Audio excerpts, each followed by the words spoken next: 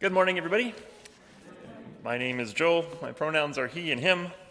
Hello to you folks out there in Zoom land and all of you other folks watching or listening or podcasting or whatever on YouTube or the church website. It is good to have you all part of our church gathering this morning, wherever and whenever you might be coming from.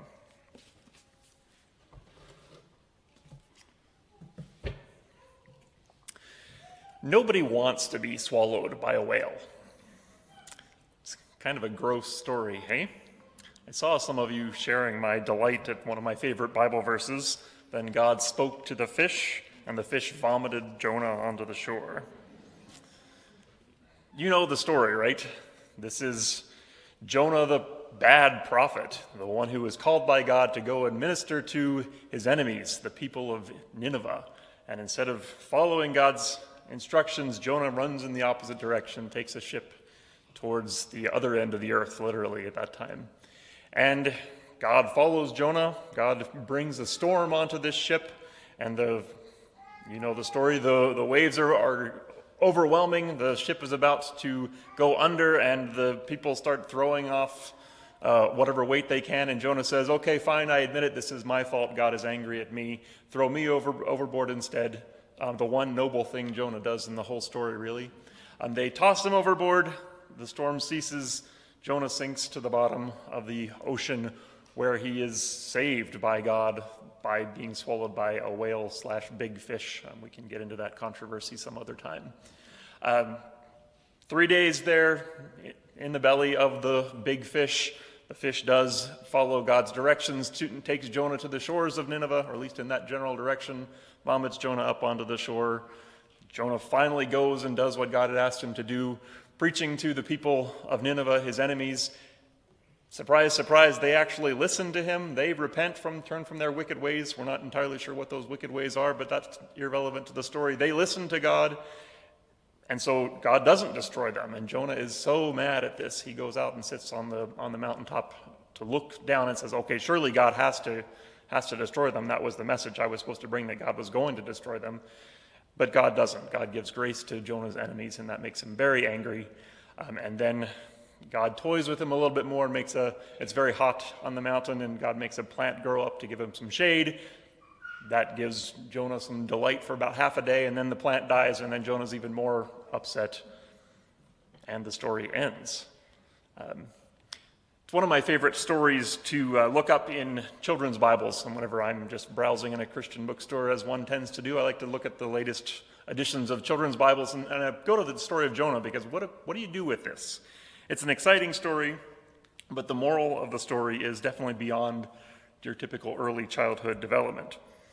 Sometimes they tell this as a story, as a parable about obedience. If you do the right things, if you do what God asks you to do, then things will go well for you. If not, well, storms and big fish and vomit. That's kind of true to the story, I guess, but without the happy ending. Again, Jonah is actually kind of miserable the entire time, and that never resolves in the story. Other times, this is presented as a story about God's patience and forgiveness, and it is that as well. Look at this silly prophet. He tried to run away from God, but you can't run away from God. God is always with you. God rescued Jonah. God brought Jonah along in spite of his bad attitude.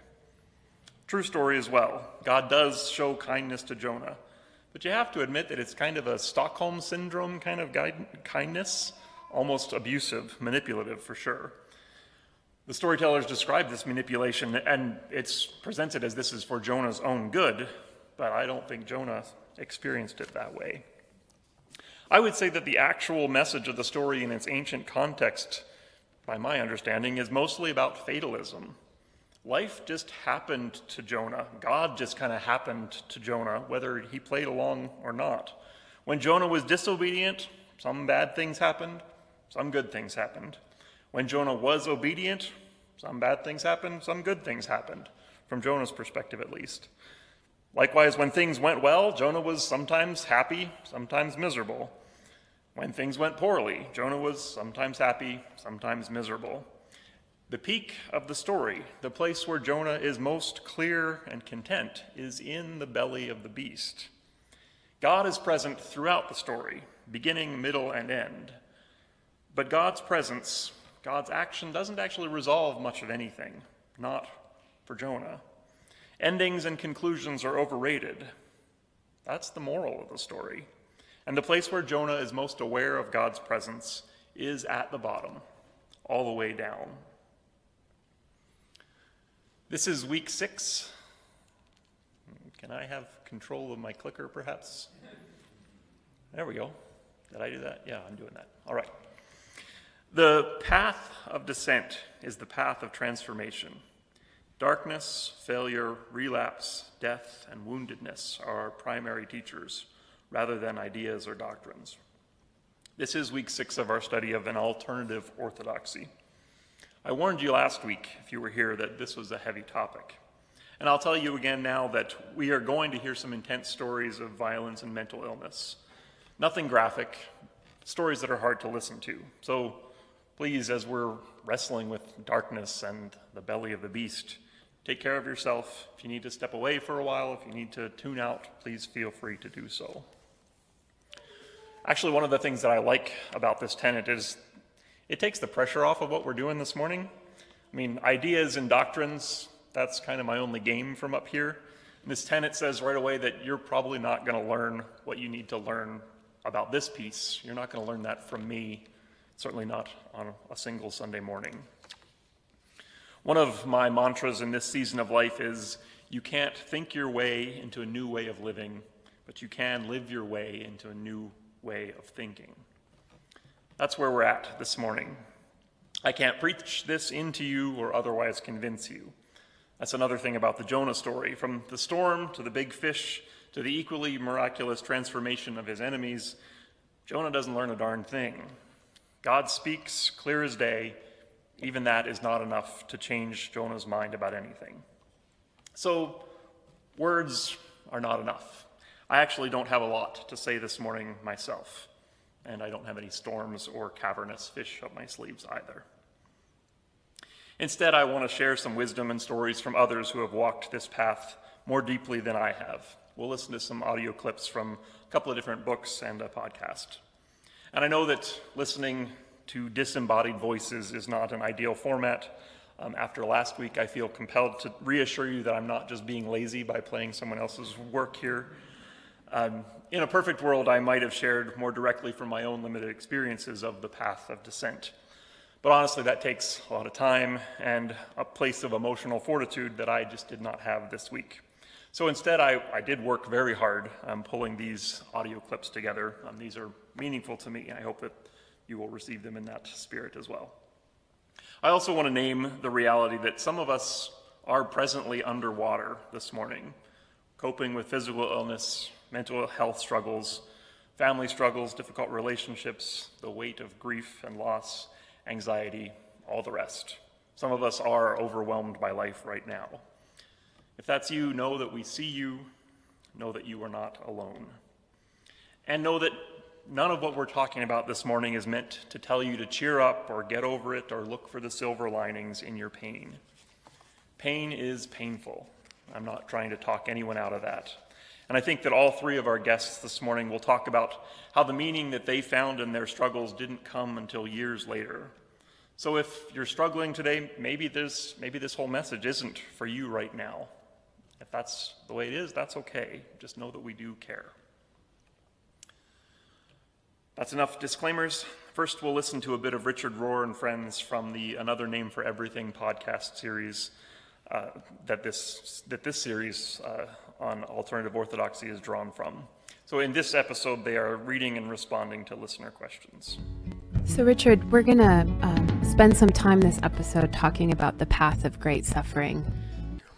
So to kick us off, Carrie from Baltimore, Maryland says, as a person with a serious diagnosis, I valued what you said about dealing with your own health problems.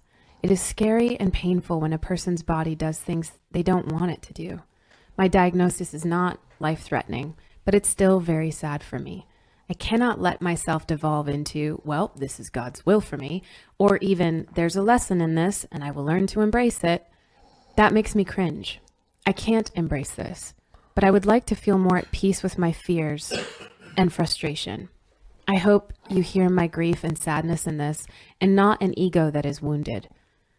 That's the other thing to set aside as I deal with this, the desire to control. Can you speak to how we can accept suffering without it becoming the trite response that it is God's will? It seems that the central suffering of suffering is the absurdity of it, that there isn't an obvious lesson. The nonsensical, there's no goal visible or obvious that you can find. And we're also, if I had this purpose, I could achieve it. So she's so right. We try to put a spiritual purpose on it. I don't know to what degree God is involved in it, but we have to say God certainly is allowing suffering, negativity, death. Why does God allow it? It seems that it's the necessary pushback in the whole movement forward of personal evolution and historical revolution. There has to be loss, there has to be absurdity, there has to be tragedy. I mean, is there a single novel that we take seriously that is not about tragedy in some way? And it's our dealing with that by which people come to depth, to wisdom, and to love. Now, does God maneuver that whole affair? I don't know. I know many people afterwards say it feels like it. Like I say that now, after the several brushes with death I've gone through, I look back and I say, oh, you allowed it to come at just the right time, or it wounded me just enough without destroying me, so I can enjoy the grace of it, but it's always after the fact. When you're in the middle of it, it just feels like hell, inconvenience. Why me? You get into the self-pity thing real easily. The existence of suffering in this world is very clearly saying God is not in control. And the fact that we projected that God always was almighty has done us a real disservice. And that's why for me the cross is the symbol of God not being an almighty God, but an all-suffering God. It doesn't resolve it again, but it softens it. If God is participating with us in solidarity in the suffering, somehow I can bear it. My grasp around it is softened.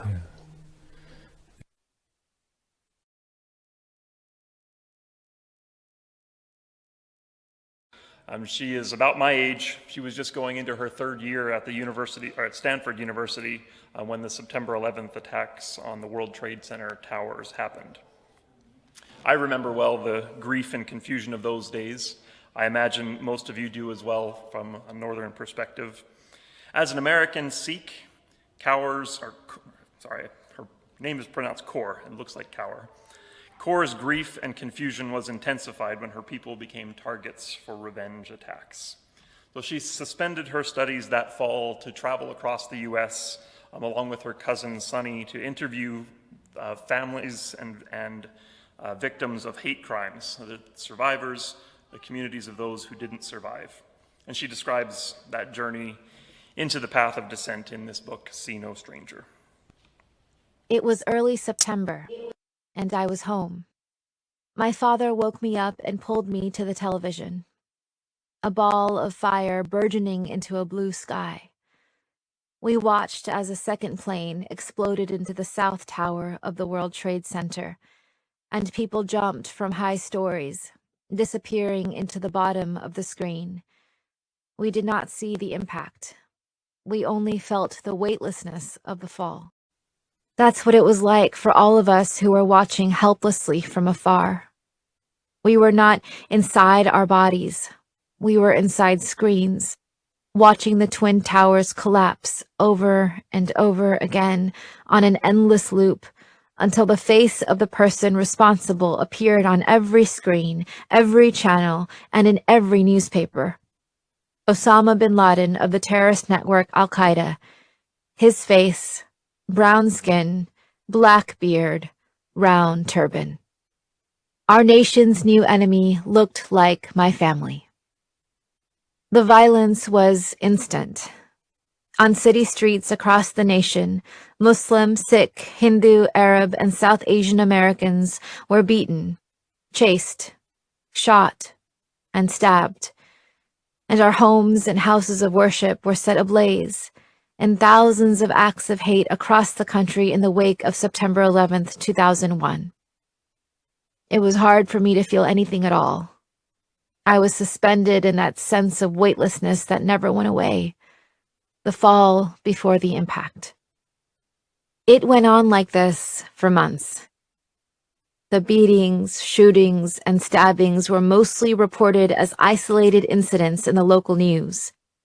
But the FBI would report a 1,600% increase in anti-Muslim hate crimes in the year that followed 9/11, a number that reflects only a fraction of the violence that actually occurred because so many incidents were not reported or classified as hate crimes at all. At first, I tried to play the part of oral historian, sitting behind the camera, holding a clipboard of carefully crafted questions. Sunny tried to play the part of cameraman, focused on lighting and sound. But for all our displays of professionalism, we were still just two kids showing up at the front doors of people we called auntie and uncle, because that's how we addressed our elders. They would call us beta, my child, because that's how young people are addressed, and let us into their homes and serve us cha and tell us what happened. Since we would arrive soon after the violence had happened, sometimes when the blood was still fresh on the ground, invariably at some point we would reach the limits of language, and they would begin to cry, and we would begin to cry with them. I didn't understand it then, but recording the stories was secondary to our real work, grieving together. Grief is the price of love. Loving someone means that one day there will be grieving. They will leave you, or you will leave them. The more you love, the more you grieve. Loving someone also means grieving with them. It means letting their pain and loss bleed into your own heart. When you see that pain coming, you may want to throw up the guardrails, sound the alarm, raise the flag. But you must keep the borders of your heart porous in order to love well. Grieving is an act of surrender. The wisdom across faith traditions is that grieving is done in community. Grieving together, bearing the unbearable, is an act of transformation. It brings survivors into the healing process, creates new relationships, and energizes the demand for justice.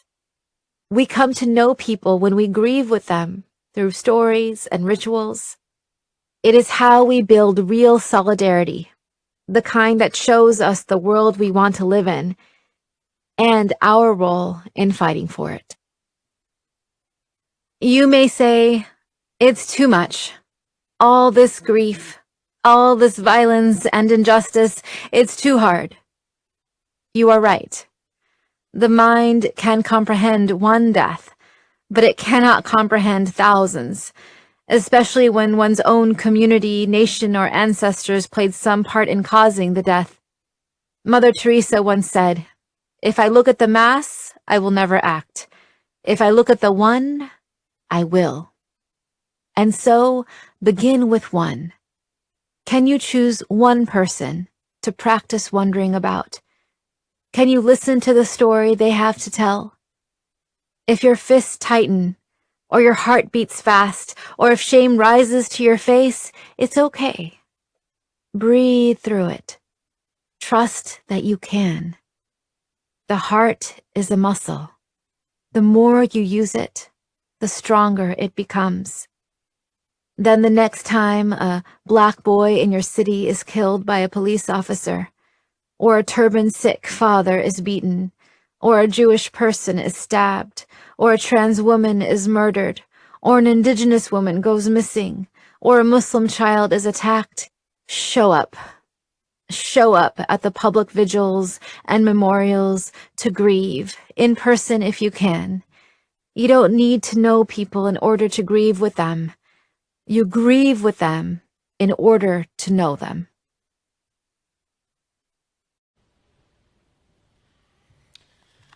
I had to cut out way more than I wanted to for the sake of time. This book feels like the kind of thing that our world needs right now. And you can't borrow my copy because I'm not done with it yet, but you can get your own. The documentary that Valarie created from her interviews is called Divided We Fall, Americans in the Aftermath, and you can watch that for free on her website, ValarieKaur.com. And I do highly recommend the rest of the book, See No Strangers. Valarie embodies the wisdom of the path of descent. Glade mentioned that maybe we're supposed to feel sad this morning, and sadness is certainly part of the path of descent, but I love how Valarie makes space for rage and numbness and pain and suffering alongside the hope and the joy. There's room for all of it on the way down. Revolutionary indeed.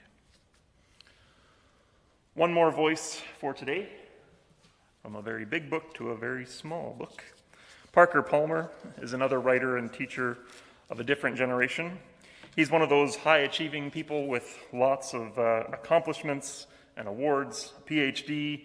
He's a teacher of teachers. He's the founder of educational institutions. By every measure that we have, he's a success story, a successful person. But his greatest wisdom, in my opinion, comes in this tiny book called Let Your Life Speak, in a small chapter in a small book called All the Way Down. We're going to listen to a bit of the audiobook now. It's not read by Parker Palmer, but by Stefan Rudnicki. Just a heads up, this piece contains, again, a frank but not graphic discussion of Palmer's struggle with depression and suicidal ideation. It's heavy stuff, but it's not without hope. Midway in my life's journey, way closed again, this time with a ferocity that felt fatal. I found myself in the dark woods called clinical depression, a total eclipse of light and hope. But after I emerged from my sojourn in the dark and had given myself several years to absorb its meaning, I saw how pivotal that passage had been on my pilgrimage toward selfhood and vocation, though I recommend it to no one, and I do not need to, for it arrives unbidden in too many lives. Depression compelled me to find the river of life hidden beneath the ice. Twice in my 40s I spent endless months in the snake pit of the soul. Hour by hour, day by day, I wrestled with the desire to die, sometimes so feeble in my resistance that I practiced ways of doing myself in. I could feel nothing except the burden of my own life and the exhaustion, the apparent futility of trying to sustain it. I understand why some depressed people kill themselves. They need the rest. But I do not understand why others are able to find new life in the midst of a living death, though I am one of them.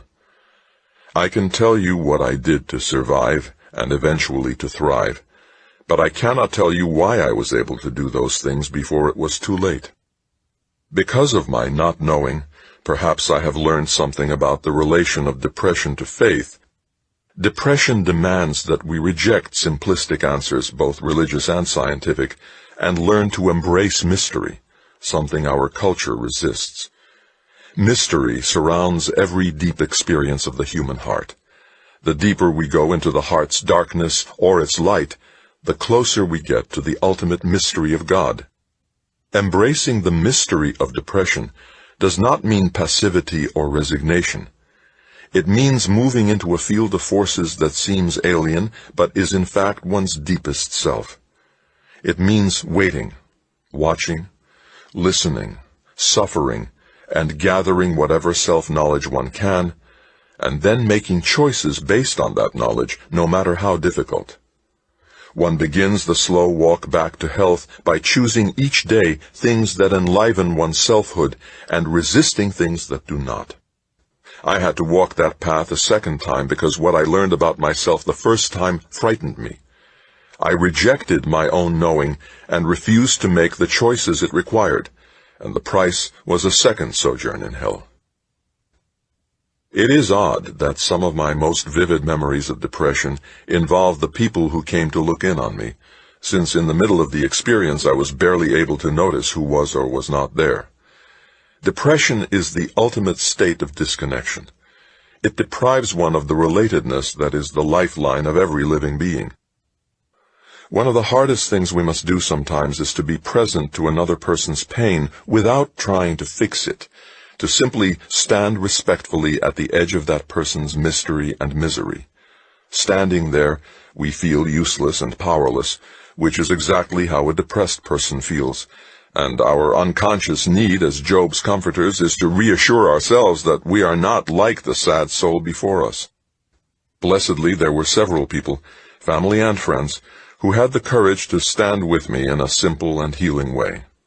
One of them was a friend named Bill, who, having asked my permission to do so, stopped by my home every afternoon, sat me down in a chair, knelt in front of me, removed my shoes and socks, and for half an hour simply massaged my feet. He found the one place in my body where I could still experience feeling, and feel somewhat reconnected with the human race. Bill rarely spoke a word. When he did, he never gave advice, but simply mirrored my condition. He would say, "I can sense your struggle today," or, "It feels like you are getting stronger." I could not always respond, but his words were deeply helpful. They reassured me that I could still be seen by someone. Life-giving knowledge in the midst of an experience that makes one feel annihilated and invisible. It is impossible to put into words what my friend's ministry meant to me. Perhaps it is enough to say that I now have deep appreciation for the biblical stories of Jesus and the washing of feet. Acknowledging my need for professional help was not easy.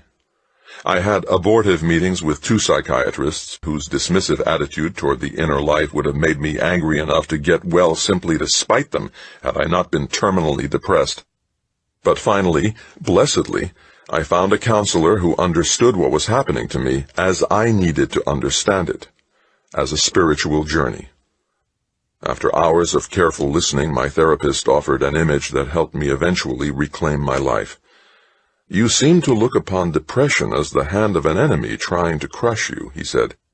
"Do you think you could see it instead as the hand of a friend, pressing you down to ground on which it is safe to stand?" Amid the assaults I was suffering, the suggestion that depression was my friend seemed impossibly romantic, even insulting. But something in me knew that down to the ground, was the direction of wholeness, thus allowing that image to begin its slow work of healing in me. I started to understand that I had been living an ungrounded life, living at an altitude that was inherently unsafe. The problem with living at high altitude is simple. When we slip, as we always do, we have a long, long way to fall, and the landing may well kill us. The grace of being pressed down to the ground is also simple. When we slip and fall, it is usually not fatal, and we can get back up.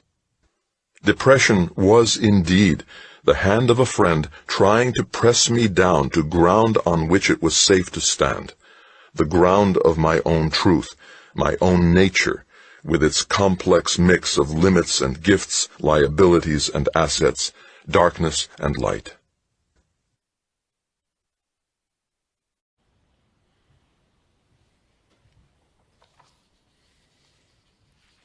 No one wants to be swallowed by a whale.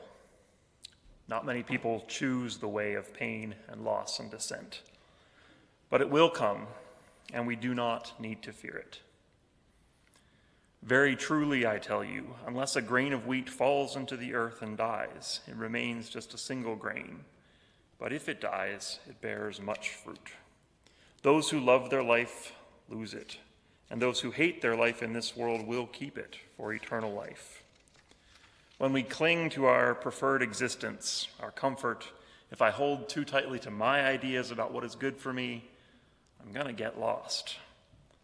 But if I'm willing to let go, to give up controlling my life, my knowing, my plan, if I surrender my life, then I can find true life beneath, the life of the ages. The undoing is part of the remaking, as Rohr puts it. Again, I can't teach you that. You'll have to discover it in your own way when the time comes. I can promise that you are not alone on the journey. There is meaning and purpose and belonging still. Parker Palmer once more. At one fork in the long road back to wholeness, when I was in fact walking along a country road past a freshly plowed field, I found a poem taking form within me. I offer it, along with my unknowing, as a token of hope to anyone who may be enduring the harrowing of depression. Harrowing. The plow has savaged this sweet field, misshapen clods of earth kicked up, rocks and twisted roots exposed to view, last year's growth demolished by the blade. I have plowed my life this way, turned over a whole history, looking for the roots of what went wrong, until my face is ravaged, furrowed, scarred. Enough. The job is done. Whatever's been uprooted, let it be seedbed for the growing that's to come. I plowed to unearth last year's reasons. The farmer plows to plant a greening season.